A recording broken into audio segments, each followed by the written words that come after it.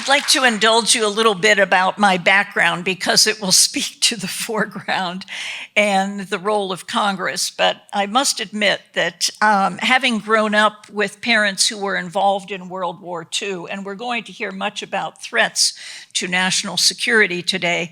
My father was in the Army. My mother was part of the Belgian underground, hiding Jews, hiding American soldiers, and losing two of her brothers in the process. And growing up in an environment like that, where my parents would often talk about some of those experiences, I thought, you know, if people could just sit down at the same table, look eyeball to one another, build bridges of understanding, we could do without war. And so I decided that's what I would do, that I would learn different languages like French and Spanish. And then I thought, oh my gosh, the future's China, but they weren't teaching Mandarin when I was in school. So I studied it at night school at American University because I was very adamant about being where the action is and being able to connect and provide for the future. When I was 25, I got cancer, and shortly thereafter, it became clear to me that we're all on this earth for a purpose. And I quickly was approached by a number of folks who said, you should run for Congress. And I thought, what a bizarre suggestion, because I hate politics. I'm not interested in it. I paid attention, I voted, but it was not something I thought I would get involved in. Well, long story short, I did run for Congress. And once I was elected, I took that responsibility incredibly seriously because it is an honor and a privilege to serve in the US government. And the first vote that we had was to vote for President Reagan's budget. And my staff and I read different segments of it. We came back, we concluded, I can't support this budget. Well, it had been a Republican wave of members of Congress being elected. And I think there were about 70 new Republican members of Congress. Well, only 2 of us voted against the president's budget.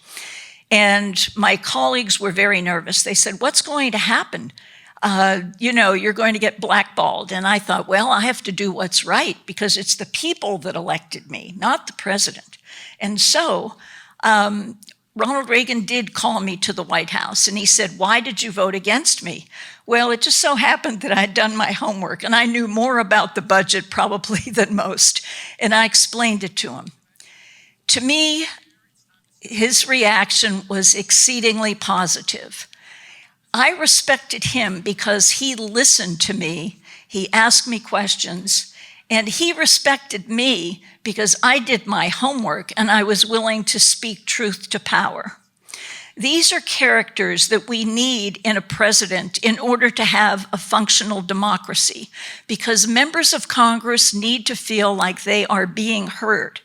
Sadly, in Mr. Trump, we know that he is not interested in talking to anybody unless they agree with him. And he's more interested in telling them what to do rather than asking them what to do. Well, one of the great dangers is that the American people oftentimes will only vote for the presidency, and they will not go down ballot. This is one of the most critical elections in the history of the United States, and it is essential to have a House and a Senate that has a mind of their own and do not march lockstep with anyone that sits in the White House. The reality is, we in Congress are the body of the people. We are to represent all of you and to do it with integrity. Sadly, that's not been happening, and unfortunately, that falls into one of the challenges that we're currently facing, because this particular Congress has been one of the most dysfunctional and unpopular in a great deal of time.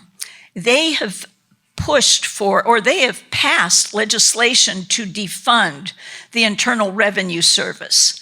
161 Republicans voted to eliminate the Department of Education, which Mr. Trump says is also a top priority of his.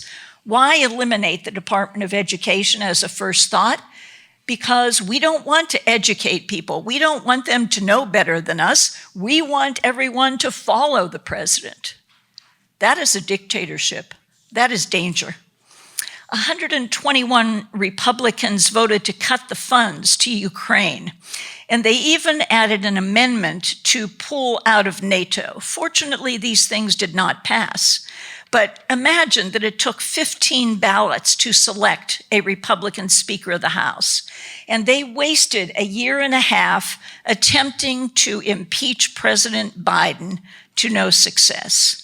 So they've been unproductive, disrespectful, wasting time, and consumed with conspiracy theories. The congressional output over time has been historically followed by Tobin Grant, and he has declared this particular Congress as the most do-nothingness, if there is such a word, since 1859.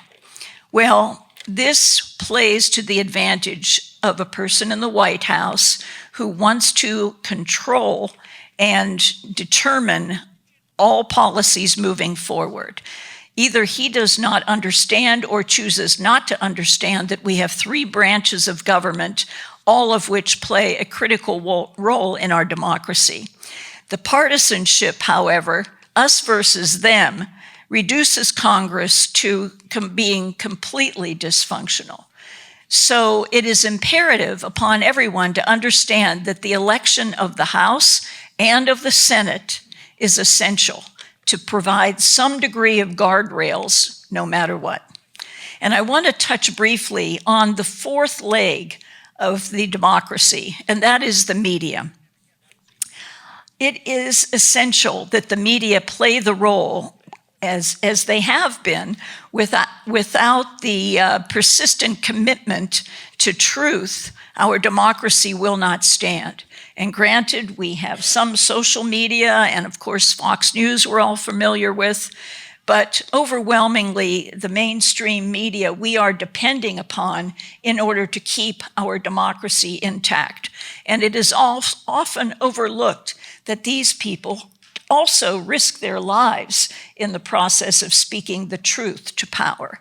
And in order to deal with the threats or the loss of a job or the income or the loss of friends or the silence of family are the risks that many of the media, members of the media do take on. So it is essential to fact check. And as a matter of fact, one of the things that I have done this year, along with a colleague, Jim Greenwood from Pennsylvania, we have organized 29 former Republican members of Congress to speak truth to power, to stand up, to say we are supporting Kamala Harris. Now, even though this is not to be a political gathering, it does speak to integrity. And I also need to emphasize that we only have 29 former Republican members of Congress, but there are countless other Republican former members of Congress who are also going to vote that way, but they are remaining silent for fear of losing business, for fear of their lives, for fear about their children. And this violence is exacerbated by the man who is running for the presidency. The hatred, the lies, the violence must stop immediately. But who can do that? All of you. Each and every one of you. Do not take anything for granted. This is our moment of truth. And my parents always taught me, if you are not part of the solution, you are part of the problem. And let me just close by saying, sadly, I happen to believe there are three kinds of people. There are people that make things happen. There are people that let things happen. And then there are the folks who suddenly wake up one day and say, whoa, what happened? Too many people are in that third category. So it's time for all of us to wake everybody up to say, this is what's at stake, our democracy. Thank you very much.